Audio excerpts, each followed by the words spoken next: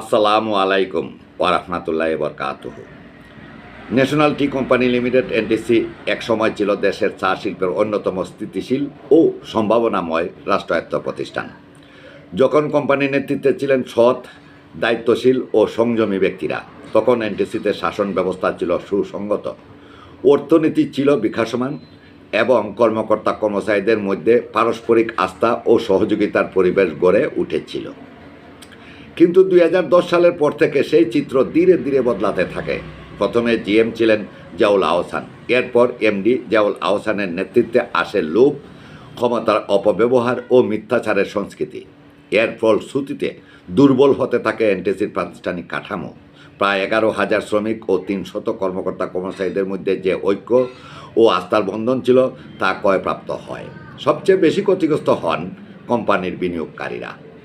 বর্তমান ব্যবস্থাপনা পরিচালক জিয়াউল আহসানের সময়ে ক্ষমতার অপব্যবহার কেবল প্রশাসনিক ব্যর্থতার মধ্যেই সীমাবদ্ধ থাকেনি, বরং এটি ধীরে ধীরে এনটিসির নৈতিক কাঠামো ভেঙে দিয়েছে।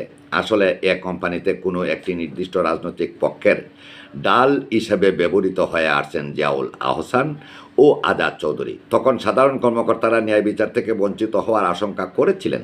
দীর্ঘদিনের জন্য এমডি পদে থাকা লোভ সামলাতে পারেননি। এ কোম্পানির 6-7 জনকে বেআইনিভাবে চাকুরি থেকে বিদায় করেন এমডি জিয়াউল হাসান ও আজাদ চৌধুরী। যখন দায়িত্বপ্রাপ্ত ব্যক্তিরা জবাবদিহির বাইরে থেকে সিদ্ধান্ত নেন, তখন আইনের প্রতি শ্রদ্ধা কমে যায়, দুর্বল হয়ে পড়ে ন্যায়বোধ। এ কোম্পানির অনেকেই এনটিসির নীতিগত আইনের প্রতি আস্থা হারিয়েছেন। তখন নৈরাজ্য মাথাছাড়া দিয়ে উঠবেই। এমডি জিয়াউল হাসান ও আজাদ চৌধুরীর নেতৃত্বে নীতি নির্ধারণী পর্যায়ের ভুল চাল এবং কোম্পানির আভ্যন্তরীণ কুন্দর নানা রকম সংকটে ফেলে দিয়েছে, যার ফলে প্লেসমেন্ট শেয়ারের জমাকৃত টাকা ও কৃষি ব্যাংকের লোন জটিলতার অবসান কবে হবে?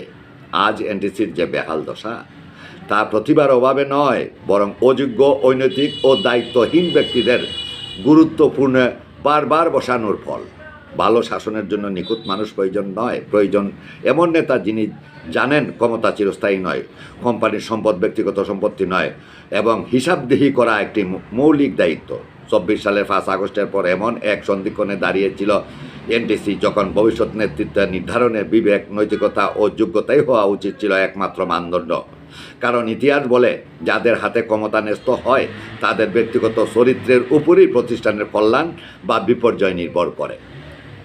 ইতিহাসে ন্যায়ভিত্তিক শাসনের যে উদাহরণ আমরা বারবার শুনি এবং আলোচিত হয়, তার অন্যতম নাম হজরত ওমর রহমতুল্লাহ। তার শাসন ছিল প্রচারের নয়, বরং ন্যায়, সততা ও দায়িত্ববোধের অনন্য দৃষ্টান্ত। তিনি ক্ষমতাকে কখনো ব্যক্তিগত মর্যাদা বা সুযোগ সুবিধার মাধ্যম হিসাবে দেখেননি।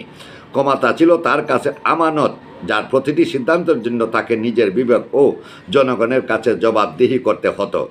এই শিক্ষা আজও প্রাসঙ্গিক। কোম্পানির পরিচালনা কাঠামো যত আধুনিকই হোক না কেন, যদি নেতৃত্বে থাকা ব্যক্তিরা নৈতিকতা ও দায়বদ্ধতার ব্যর্থ হন, তবে সেই কাঠামো দীর্ঘমেয়াদে টেকসই হয় না। এবার আসা যাক হবিগঞ্জের খবর ও ইউটিউব কন্টেন্ট একদিকে সংবাদ পরিবেশন করে, আবার একই সাথে সত্যের অনুসন্ধান করে।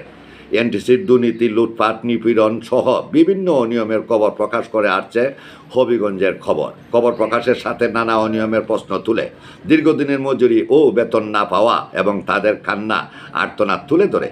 আবার দেখা হবে অন্য একটি ভিডিওতে।